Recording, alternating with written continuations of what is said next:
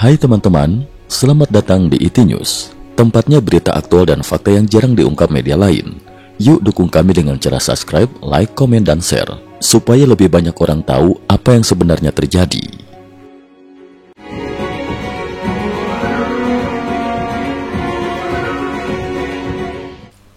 Salam pemirsa, 10 hingga 11 Agustus 2025. Ketegangan antar Israel, Perserikatan Bangsa-Bangsa PBB dan media internasional kian memuncak setelah Perdana Menteri Israel Benyamin Netanyahu membantah keras tuduhan bahwa Israel menjadi penyebab utama kelaparan di jalur Gaza. Dalam konferensi pers internasional yang digelar pada 10 Agustus 2025, Netanyahu menyebut tuduhan tersebut sebagai bagian dari kampanye kebohongan global yang menurutnya mirip dengan propaganda antisemit yang pernah terjadi sepanjang sejarah. Bantahan keras Netanyahu terhadap PBB. Dalam pernyataannya, Netanyahu menegaskan bahwa tuduhan PBB tidak berdasar. Ia menuding kelompok Hamas sebagai pihak yang bertanggung jawab atas krisis pangan di Gaza dengan cara mencuri dan menimbun bantuan kemanusiaan yang seharusnya disalurkan kepada warga sipil. Netanyahu juga menyoroti pemberitaan media internasional, khususnya New York Times, yang mempublikasikan foto-foto penderita kelaparan. Menurutnya, foto-foto tersebut menyesatkan karena sebagian di antaranya adalah pasien penyakit kronis, bukan korban kelaparan. Kenyataannya adalah bantuan telah kami izinkan masuk, tetapi Hamas merampasnya.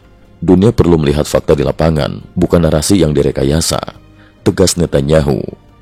Sebagai langkah pembuktian, Netanyahu mengumumkan bahwa pemerintah Israel akan mengizinkan lebih banyak jurnalis asing masuk ke Gaza.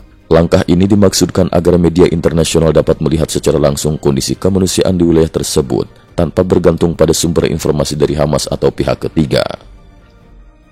Serangan udara mematikan terhadap jurnalis.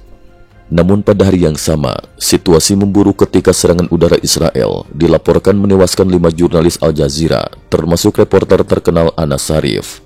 Militer Israel mengklaim bahwa Sarif bukan sekedar wartawan, melainkan mantan petinggi Hamas yang disebut masih terlibat aktif dalam operasi kelompok tersebut.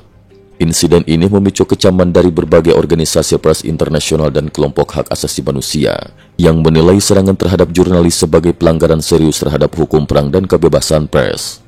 Ketegangan semakin memuncak pada 11 Agustus 2025 ketika upacara pemakaman Anas Sarif dan rekan-rekannya di Gaza berubah menjadi tragedi. Serangan udara kembali menghantam area pemakaman, menewaskan dan melukai sejumlah pelayat. Gambar dan video yang beredar menunjukkan kekacauan di lokasi, dengan warga berlarian mencari perlindungan di tengah asap dan reruntuhan. PBB mengecam keras serangan terhadap jurnalis dan menuntut penyelidikan independen. Al Jazeera menuduh Israel secara sengaja menargetkan wartawannya dan berjanji akan membawa kasus ini ke Mahkamah Pidana Internasional (ICC).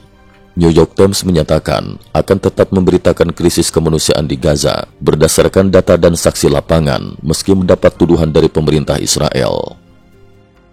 Situasi Gaza tetap mencekam. Meski Israel membantah tuduhan kelaparan massal, laporan lapangan dari berbagai lembaga kemanusiaan menunjukkan bahwa pasokan makanan, obat-obatan, dan air bersih di Gaza tetap kritis. Pertempuran yang terus berlangsung membuat distribusi bantuan semakin sulit, sementara korban sipil terus bertambah.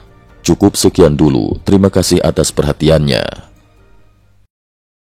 IT News juga memiliki channel di platform kancing.com. Mohon kunjungan dan bantu subscribe agar bisa mengikuti perkembangan dunia tanpa batas. Terima kasih. Link kancing ada di dalam description.